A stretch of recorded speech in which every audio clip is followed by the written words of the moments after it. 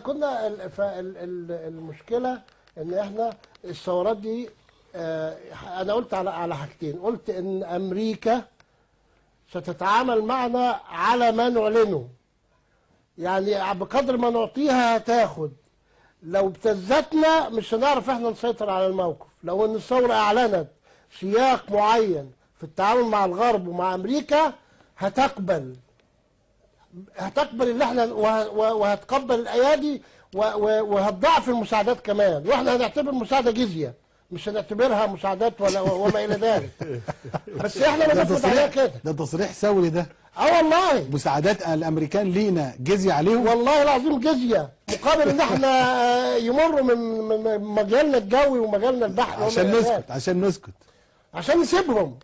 والله دي فتوى دي والله.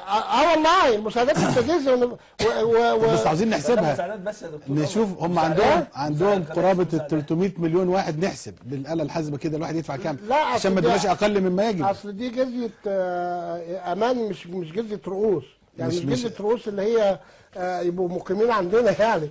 دي صلح بين دولتين تدفعوا لنا زي العثمانيين ما كانوا بيفرضوا عليهم يدفعوا لهم وحاجات زي كده. الصحيح نحن يجب أن نسعى إلى أن تحقق الثورة أهدافها وتقيم دولة مستقلة ذات سيادة في مصر، دولة إسلامية عربية، وتفرض على أمريكا المساعدات كجزية مقابل أن احنا نتركها تحقق مصالحها اللي احنا نوافق عليه.